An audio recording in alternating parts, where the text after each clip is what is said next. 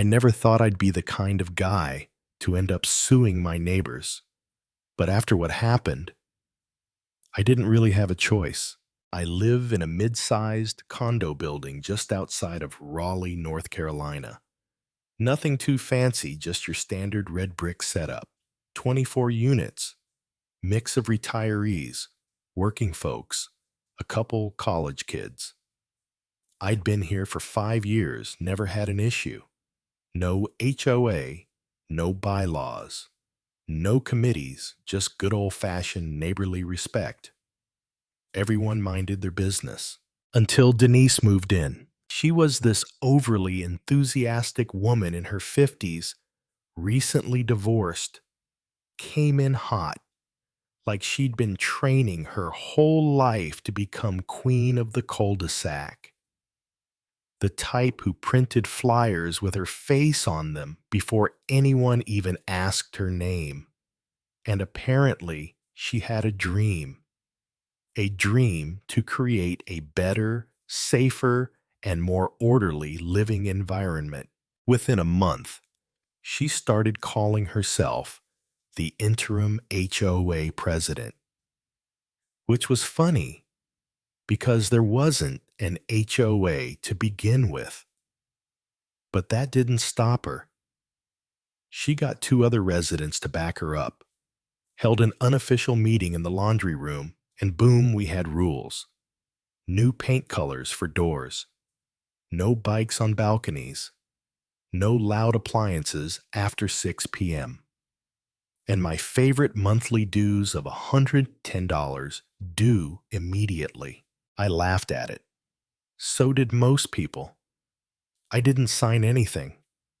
I didn't attend her meeting. So as far as I was concerned, none of it applied to me.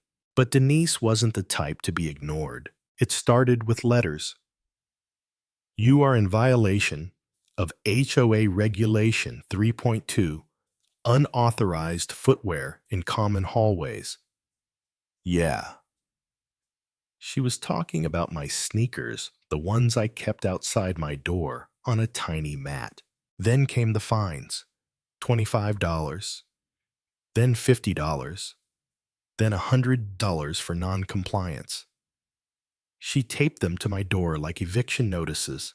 I told her, politely at first, that I was not part of her pretend HOA. I hadn't agreed to anything. Her response, by living here, you consent to the rules of the community. I told her to show me where that was written. She couldn't, so I kept living my life until the day she went too far. One morning, I stepped out into the hallway to take a work call.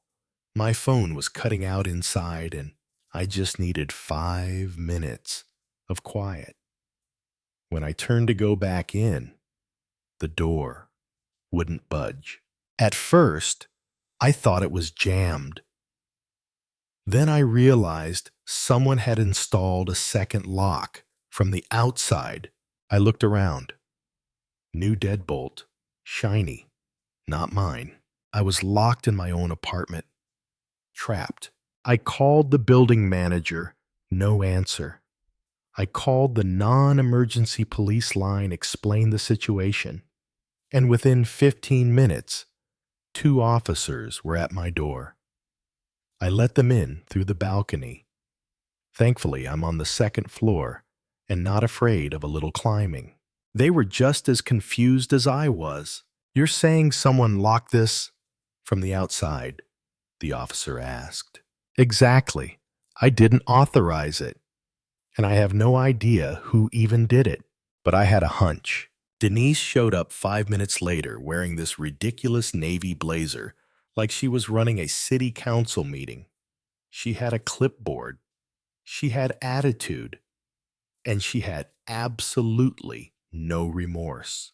I authorized the lock, she said flatly. Due to repeated violations and failure to pay dues, we had to restrict access for safety and compliance. The cop blinked. Ma'am, you can't detain someone inside their own home. She crossed her arms. It's not detention. He's not being removed.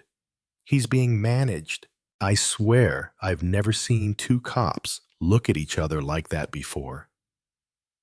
The older one finally said, "You're not a legal authority. This isn't a sanctioned HOA. You just committed false imprisonment." She looked shocked, like the thought never crossed her mind that she could be wrong. They made her call the locksmith back. I watched fuming as the guy removed the new deadbolt. I took a picture of him doing it. I took a picture of the invoice. And then I called a lawyer. His name was Marcus, and he was grinning ear to ear before I even finished my story. False imprisonment, he said. Trespassing, property tampering, intimidation, possibly even harassment if we dig deep enough. We filed suit for $30,000. That wasn't some random number. We calculated every bogus fine she sent, the cost of the lock removal, the time lost from work, and tacked on damages for stress and safety concerns. Marcus was a beast. He subpoenaed building security footage, dragged every HOA email from her little Gmail account, and even got witness statements from 3 neighbors who saw her hand the key to the locksmith. Denise tried to defend herself in court, claimed she was acting in the best interest of the building, said the community had given her authority. The judge cut her off mid-sentence. "Ma'am, did this gentleman ever sign an agreement to be governed by your homeowners association?" "No, but that's all I need to know." Judgment in my favor, 30 grand. Denise turned redder than a stop sign, didn't even stick around for the final paperwork. She just walked out muttering something about ingrates. It felt good. Not just because I won, but because for once, someone who weaponized fake authority got put in their place. 2 weeks later, I got a check and a handwritten note from Denise's lawyer apologizing on her behalf and asking me to consider not going to the local press. I didn't, but I did post about it on Reddit, and that post exploded. You wouldn't believe how many people reached out saying they had similar experiences.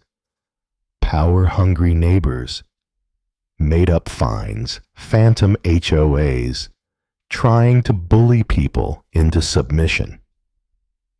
It's a bigger problem than anyone realizes. After everything settled, I replaced my front door, installed a new smart lock that only I control, and put up a small camera in the hallway. Not for revenge, just peace of mind. Oh, and Denise, she sold her unit, moved down to Florida, according to the real estate agent, probably forming another HOA as we speak. But here's what stuck with me most: how easily someone can take control if no one pushes back. If I'd paid that first fine or ignored that illegal lock, I'd still be under her thumb. Sometimes doing the right thing means making noise, going to court, fighting like hell for your own front door. So, if you're watching this and something similar's happened to you, don't just roll over. Document everything. Talk to a lawyer. And know this, they only win when we stay quiet. Let me ask you something. What would you have done in my shoes? Would you have taken it to court or tried to settle behind closed doors? Have you ever dealt with a fake HOA or a nosy neighbor who crossed the line? Tell me down in the comments. I want to hear your story. Let's get loud, let's get real, and let's make sure people like Denise know they can't just lock people away and call it compliance. And if you found this story worth hearing, hit that like button and share it with someone who needs to know their rights, because no one has the right to lock you in your own home.